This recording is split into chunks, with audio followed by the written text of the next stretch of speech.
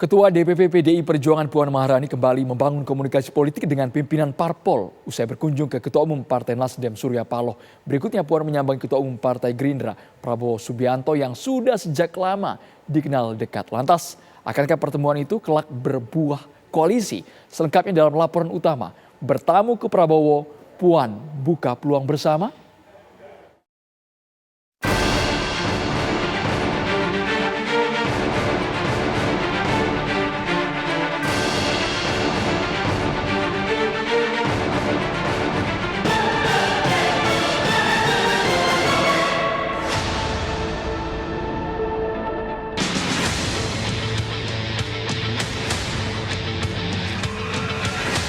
Ketua DPP PDI Perjuangan Puan Maharani tampak bersemangat melanjutkan safari politiknya.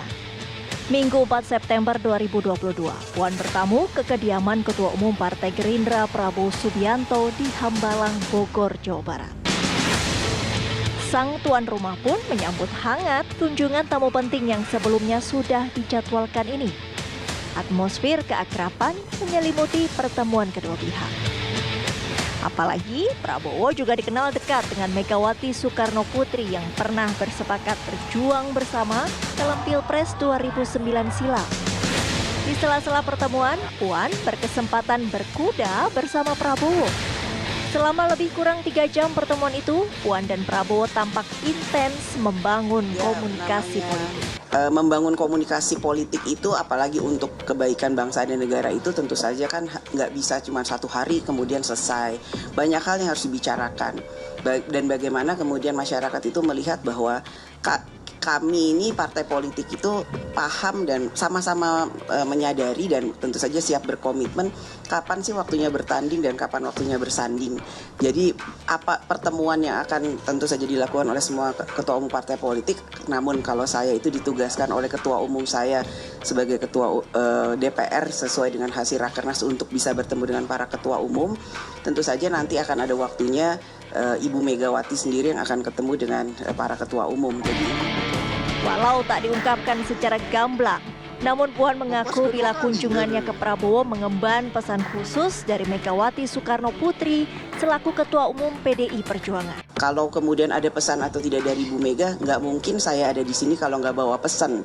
Dan pesannya itu cuma saya dan Mas Bowo yang tahu. Karena kalau nggak ada rahasianya nggak seru dong. Masa belum apa-apa udah dibuka semuanya. Ini kan yang juga ditunggu oleh media kan. Sebenarnya rahasia-rahasia lanjutan apa yang kemudian akan kita umumkan di waktu-waktu yang akan datang. Bila disebutkan ada pesan khusus dari Megawati yang dibawa Puan untuk disampaikan ke Prabowo, lantas inikah sinyal bila PDI Perjuangan membuka tangan menggandeng Gerindra? Sedangkan beberapa waktu lalu Gerindra tampak seolah telah menjalin koalisi dengan Partai Kebangkitan Bangsa PKB. Tentu saja, apakah PDI Perjuangan dengan Gerindra bakal bergandengan tangan? Masihlah tanda tanya. Namun baik Puan maupun Prabowo sepakat untuk senantiasa membangun komunikasi politik demi kepentingan bangsa.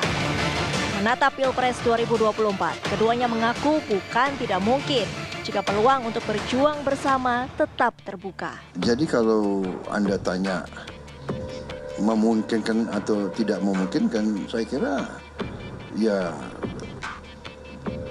dari segi teori kemungkinan ya pasti memungkinkan. Ya kan? Kalau memungkinkan, ya kan? Ya. Kalau tadi kan demi kebaikan bangsa dan negara, kenapa tidak? Tentunya ini masih perjalanan masih panjang, ya kan? PDIP harus memikirkan Gerindra dan tapi bagi kita demi apapun, demi kebaikan bangsa dan negara, kami siap laksanakan. Dan dari awal waktu kita juga deklarasikan kerjasama dengan PKB, dari awal kita mengatakan itu juga terbuka. Kita ingin juga kerjasama yang besar, yang solid. Walaupun kita itu nantinya akan bertanding dalam menentukan berapa jumlah suara yang kemudian dipercaya oleh rakyat dalam setiap partai politik. Tentu saja sesudahnya atau sebelumnya kami ini tentu saja harus menunjukkan komitmennya bahwa saat bertanding kami akan bertanding, namun saat bersanding kami akan bersanding. Kalau kemudian ditanya apakah ada kemungkinan, ya semua itu menurut saya semuanya itu ada kemungkinannya ya Mas Bowo ya. Tidak ada yang tidak mungkin di politik demi kemajuan bangsa dan negara. Mendengar pernyataan Prabowo, Puan dan sejumlah elit PDI Perjuangan tampak tersenyum sumringah. Di atas kertas, koalisi PDI Perjuangan dengan Gerindra disebut-sebut berpeluang besar memenangi Pilpres 2024. Meski begitu, baik Puan maupun Prabowo diyakini akan sama-sama melakukan kalkulasi politik antara kelak lanjut berkolaborasi atau tidak. Kalau Gerindra ini mengikuti pemilu 2024 tentunya pasti bersinggungan dengan partai politik lain. Apalagi kami mengusung ketua umum kami sebagai calon presiden. Ya, dan di sini kami juga belum memenuhi ketentuan minimal ya. Karena itulah komunikasi dengan partai politik lain itu dibutuhkan. Dengan siapapun, kami sudah menjalin koalisi strategis dengan PKB, kemudian juga dengan PDIP kemarin kami silaturahmi. Nah, tapi terkait dengan apakah ada kemungkinan mengubah peta politik, sebenarnya peta politik itu tidak berubah. Gitu. Jadi bagaimanapun juga, namanya koalisi ini kan bisa gemuk, bisa kurus. Gitu.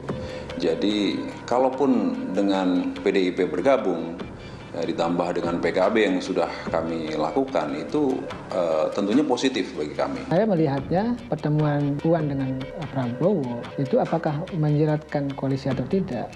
Ya kita lihat. Kalau kepentingan mereka bertemu, artinya kepentingannya sama, maka akan bertemu.